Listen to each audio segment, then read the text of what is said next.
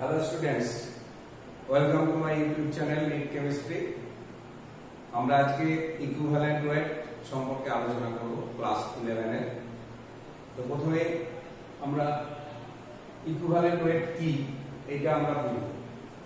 এটা বলতে গিয়ে প্রথমে আমরা আমাদের ধরে নিই যেমন আমরা অ্যাটমিক ওয়েটের ডেফিনিশনে পড়েছি যে ওখানে হাইড্রোজেন স্কেল কি অক্সিজেন স্কেল কার্বন স্কেল এরকম ছিল, মানে কারো রেসপেক্টে হাইড্রোজেনের রেসপেক্টে কি অক্সিজেনের রেসপেক্টে কি কার্বনের রেসপেক্টে সেখানে বলা হচ্ছিল।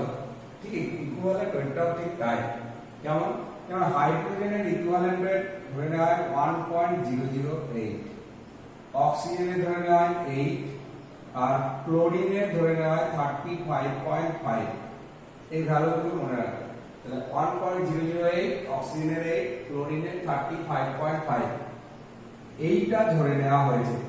এবার এর রেসপেক্টে আমরা ইকুইভ্যালেন্ট ওয়েট বলবো। কি রকম?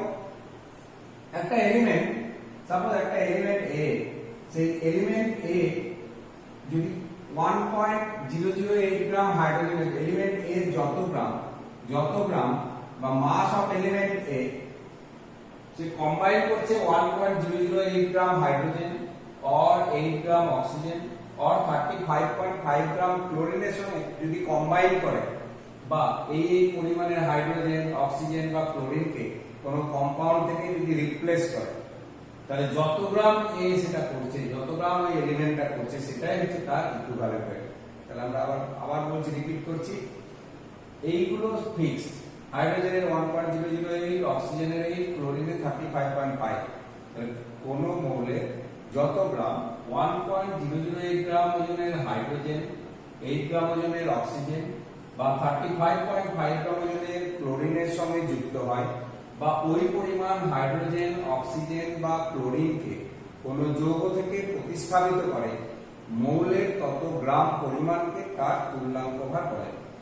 মাস of element which combines with 1.008 gram hydrogen or 8 gram oxygen or 35.5 gram chlorine or it can replace the same amount of hydrogen, oxygen or chlorine from a compound that is called the equivalent weight of that element. তাহলে কোন একটা element হয়তো বলে দিল যে এর হচ্ছে 5 গ্রাম হয়তো বলে যে 2 গ্রাম হাইড্রোজেনের সঙ্গে কম্বাইন করে। তাহলে আমরা এর মানে 2 গ্রাম হাইড্রোজেনের সঙ্গে কম্বাইন করছে কত 5 গ্রাম এলিমেন্ট। তাহলে 1.008 গ্রাম হাইড্রোজেনের সঙ্গে কম্বাইন করবে কত 1.008/2।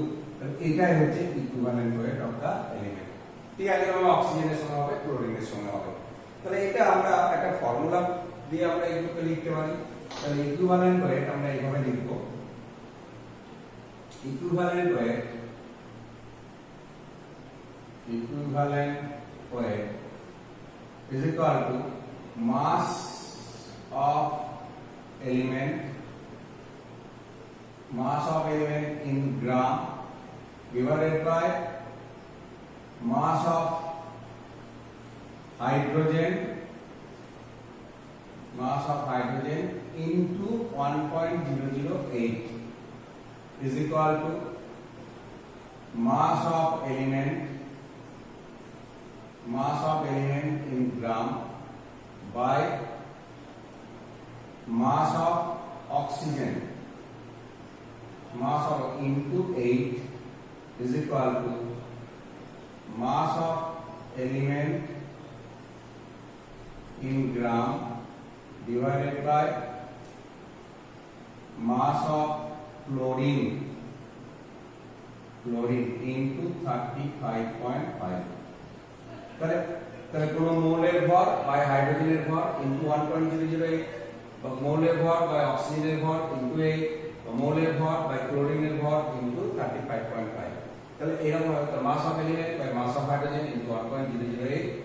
যদি অক্সিজেন হয় তাহলে উপরে mass of element by mass of oxygen into 8, chlorine হলে mass of element by mass of chlorine into 35.5। এইভাবে আমরা ইকুইভ্যালেন্ট ওয়েট ক্যালকুলেট করতে পারবো। আর একটা অল্টারনেটিভ ডেফিনিশন আছে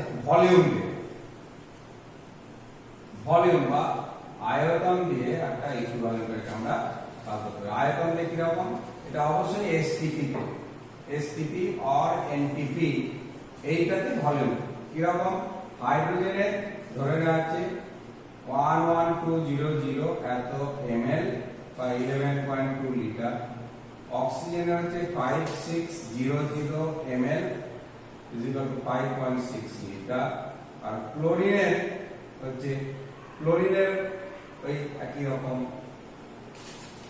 11200 ml আর 11.2 লিটার। তাহলে এটা ভলিউম দিয়ে বলা যায় কিরকম, যে কোন এলিমেন্টের যত গ্রাম এত লিটার 11.2 লিটার হাইড্রোজেন আর 5.6 লিটার অক্সিজেন আর 11.2 লিটার ক্লোরিনের সঙ্গে কম্বাইন করে বা ওই পরিমাণে হাইড্রোজেন অক্সিজেন বা ক্লোরিনকে রিপ্লেস করে, সেই গ্রাম পরিমাণটাকেই তার ইকুইভ্যালেন্ট হয়ে করবে। তাহলে এখানে আমরা ফর্মুলার সময় কি লিখবো, ওই একই রকম মাস অফ এলিমেন্ট থাকে, এখানে ভলিউম অফ হাইড্রোজেন এরকম ভাবে লিখবো। তাহলে আমরা ফর্মুলাটাকে আমরা এরকম ভাবে লিখতে পারি, এটা অবশ্যই এসটিপি তে হতে হবে, কারণ ভলিউম মানে সেটা এসটিপি তে। তাহলে আমরা ইকুইভ্যালেন্ট ওয়েট এরকম ভাবে লিখবো, equivalent wait is equal to mass of element, mass of element in a also gram by volume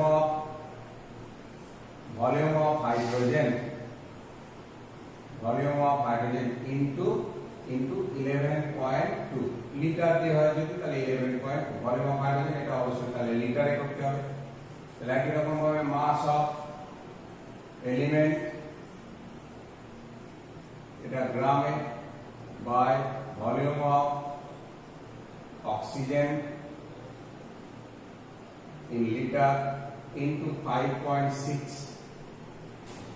is equal to mass of element in gram by volume of chlorine, the liter into 11.2, তাহলে লিটারে হলে লিটারে লিখবো, আর যদি ml আর millilitre হলে, এটা যদি millilitre হয় তাহলে এটা 11200 করব, এটা মিলিলিটার হলে 5600 করব, এটাও মিলিলিটার হলে 11200 ml করব। তাহলে এবার ভলিউম, এটা অবশ্যই সবকিছুই এসটিপি তে, এটা অবশ্যই এসটিপি তে হবে, এই ডেফিনিশনটা এসটিপি তে হতে হবে। তাহলে এই হচ্ছে ইকুইভ্যালেন্ট ওয়েট। তাহলে এবার এই ইকুইভ্যালেন্ট ওয়েট থেকে আমরা এবার একটা রিলেশনে যাব, আমরা যে relation between equivalent weight and atomic weight of an element, তুল্যাঙ্ক ভার এবং পারমাণবিক ওজনের মধ্যে সম্পর্ক।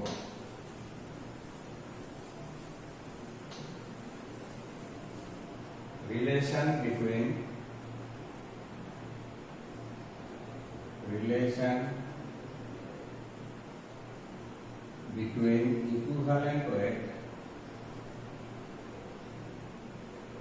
equivalent weight এটাকে E দিয়ে লেখা হয়, equivalent weight, atomic weight যেটাকে A দিয়ে লেখা হয়, and valency এটাকে V দিয়ে লেখা হয়। তো কি কি, তুল্যাঙ্ক ভার, ইকুইভ্যালেন্ট ওয়েট মানে হচ্ছে তুল্যাঙ্ক ভার যেটাকে E দিয়ে লেখা আছে, অ্যাটমিক ওয়েট হচ্ছে পারমাণবিক ওজন, আর ভ্যালেন্সি মানে হচ্ছে যোজ্যতা।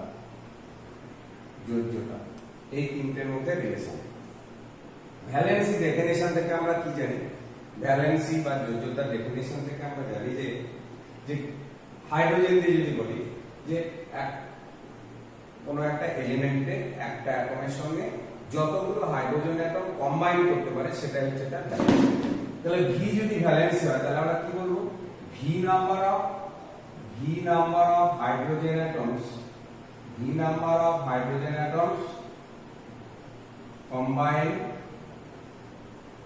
combine with one atom of element,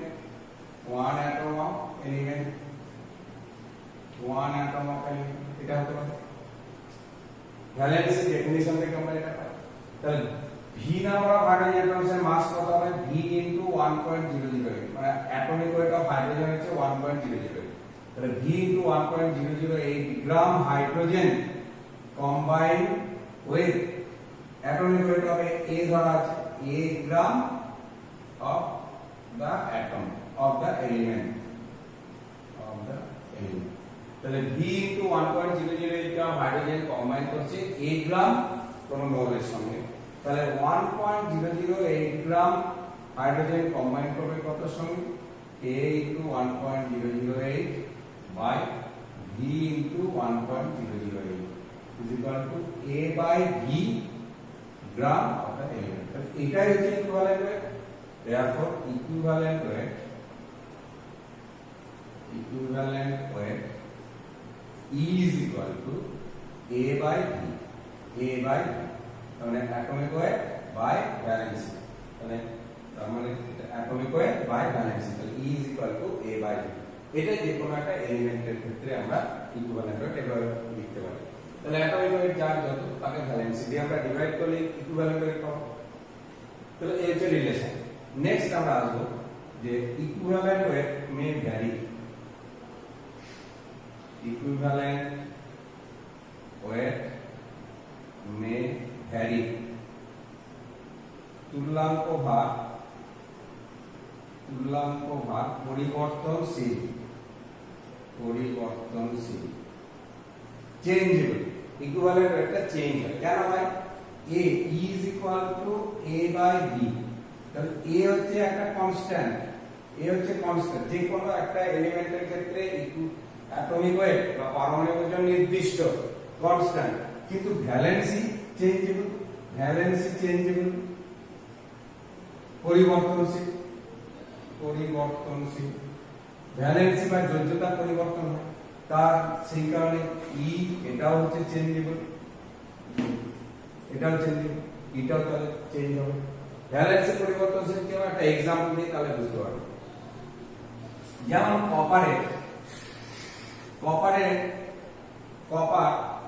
copper 1 হয় আবার কপার 2 হয় Q প্লাস Q প্রি তাই কপার 1 এর ক্ষেত্রে ইকুইভ্যালেন্ট ওয়েট কত হবে 63.5 by 1 আর Q প্রি এর ক্ষেত্রে হবে কত 63.5 by 2 হবে ফেরাস ফেরিক Ap হচ্ছে 2 হয় Ap 3 হয় ফেরাস ফেরিক তো ফেরাস এখানে E is equal to কত হবে 56 অ্যাটমিক ওয়েট 56 by 2 এখানে হবে কত 56 by 3 তাহলে ভ্যালেন্সি চেঞ্জ হয়ে গেলে ইকুইভ্যালেন্ট ওয়েট চেঞ্জ হয়ে যাবে কারণ হচ্ছে তার অ্যাটমিক ওয়েটটা কনস্ট্যান্ট হবে তাই বলা হচ্ছে যে equivalent weight may vary equivalent wait পরিবর্তনশীল নেক্সট এবার আসবো আমরা ডিফারেন্ট কম্পাউন্ডে বিভিন্ন কম্পাউন্ডের ক্ষেত্রে ইকুইভ্যালেন্ট ওয়েট কেমন হয় কিভাবে আমরা বের করব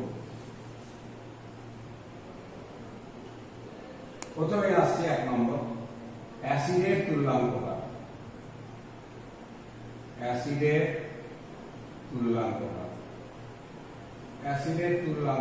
equivalent wait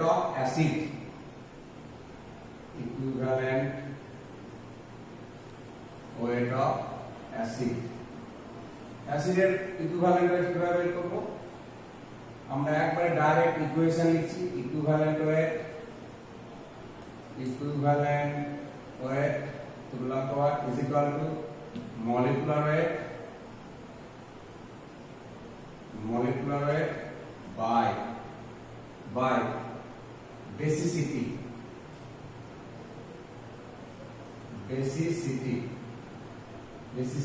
of the acid মানে কি অ্যাসিডে কতগুলো H+ আয়ন তৈরি করে or number of H+ ions produced per molecule of the acid তার মানে কি অ্যাসিডের আণবিক ভর বাই তার ক্ষারগ্রাহিতা আণবিক ভর বাই বেসিসিটি মানে হচ্ছে ক্ষারগ্রাহিতা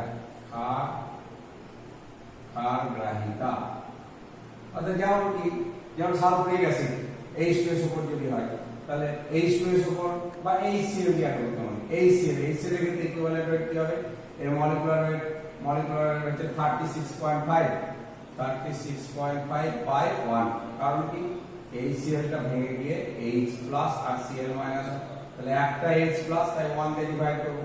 যদি H2SO4 হয়, H2SO4 এরকম ভেঙে গিয়ে দুটো H প্লাস আর SO4 2 মাইনাস করে, তাহলে এখানে ইকুইভ্যালেন্ট ওয়েট E এর মলিকুলার ওয়েট হচ্ছে 98 বাই 2 49। তাহলে এরকম অ্যাসিডে যতগুলো H প্লাস তৈরি করবে পার মলিকুল থেকে, সেটাকে তার বেসিসিটি বলি আমরা, খাদ্যপ্রায়তা বলি, সেইটা দিয়ে ডিভাইড করতে হবে তার মলিকুলার ওয়েটকে, তাহলে আমরা তার ইকুইভ্যালেন্ট ওয়েট পাবো। তাহলে এটা হচ্ছে অ্যাসিডের তুল্যাঙ্ক ভর বা equivalent weight of acid. Next হচ্ছে ক্ষারের তুল্যাঙ্ক ভর। ক্ষারের তুল্যাঙ্ক ভর বা equivalent weight of base. Equivalent weight of base, সেটা কি করব আমরা? একইভাবে লিখব ইকুইভ্যালেন্ট ওয়েট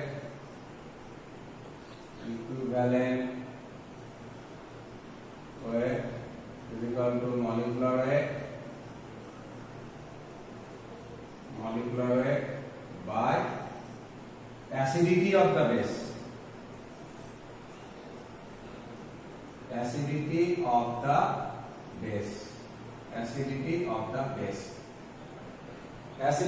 the base. তাহলে আমরা অ্যাসিডিটি অফ দা বেস আমরা কি করে বলবো?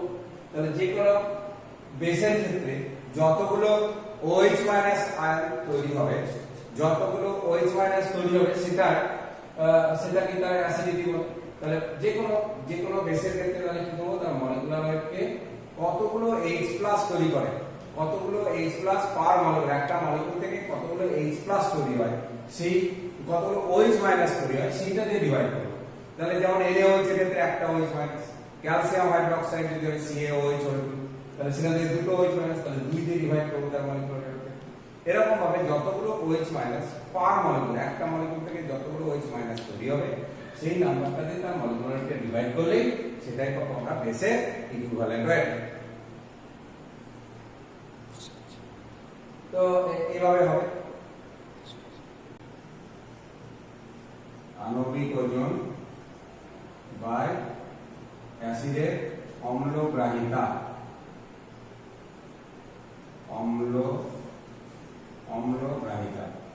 This is acidity of base. তাহলে number of OH minus ion আমরা এবার লিখতে পারি number of OH minus ions produced per molecule of the base। মানে ওই ক্ষার থেকে কতগুলো OH মাইনাস আয়ন তৈরি হয় সেটাতে ডিভাইড করব। তাহলে এই হলো অ্যাসিড এবং ক্ষার, অ্যাসিড আর বেসের বললাম। এবার আমরা আসবো সল্টের equivalent weight of salt. Number 3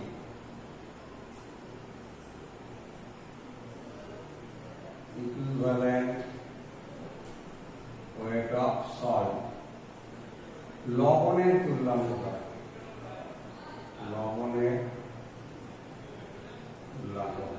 equivalent weight of salt কি হবে? এটা is equal to formula mass of salt divided by number of cations into valency of cation is equal to formula mass of salt divided by number of anions into valency of anion। এটা বাংলায় লিখে দিচ্ছি লবণের formula ওজন divided by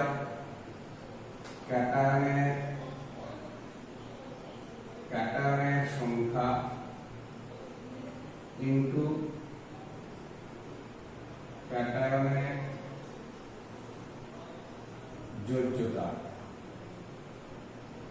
is equal two লবণের formula ওজন divided by অ্যানায়নের সংখ্যা into অ্যানায়নের যোজ্যতা। পুরো জিনিসটা একটু বুঝিয়ে দিই।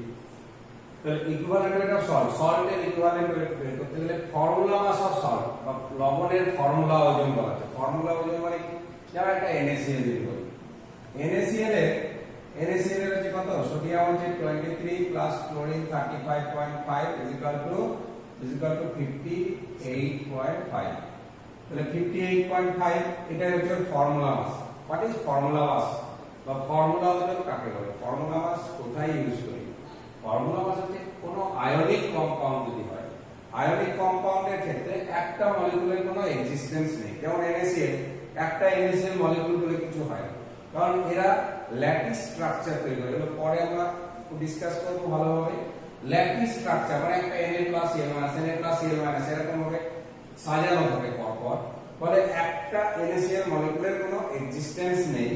তাই এর ফর্মুলা থেকে যে মাসটা দেখতে হয় সেটাকে বলা হচ্ছে ফর্মুলা মাস। অ্যাকচুয়ালি এটাই মলিকুলার মাস, ওটাই, কিন্তু এটাকে ফর্মুলা মাস বা ফর্মুলা ওজন বলে। সেইটা divided by number of cations into valency of cation. তো ক্যাটায়নের সংখ্যা ইনটু ক্যাটায়নের যোজ্যতা। তার মানে এখানে NaCl যেমন আছে, NaCl এটা ভেঙে গিয়ে কি করে একটা Na+ একটা Cl-। তাহলে নাম্বার অফ, তাহলে এর ক্ষেত্রে ইকুইভ্যালেন্টটা আমরা কি বলবো? 58.5 ডিভাইডেড বাই ক্যাটায়ন কটা আছে? একটা, ইনটু ভ্যালেন্সি কত? Na+1, তাহলে 1 দিয়ে ডিভাইড হবে, তাহলে 58.5 এটাই হবে। যদি এরকম হয় ক্যালসিয়াম ক্লোরাইড CaCl2, তাহলে CaCl2 ভেঙে যায় কি হয়? Ca2+ আর দুটো Cl-। তাহলে এর ইকুইভ্যালেন্টটা আমরা কি বলবো? এর ফর্মুলা মাস যদি M হয়, বাই ক্যাটায়নের সঙ্গে ক্যাটায়ন কতগুলো? ক্যালসিয়াম একটা, তার ভ্যালেন্সি কত? 2, এটা লিখতে পারি।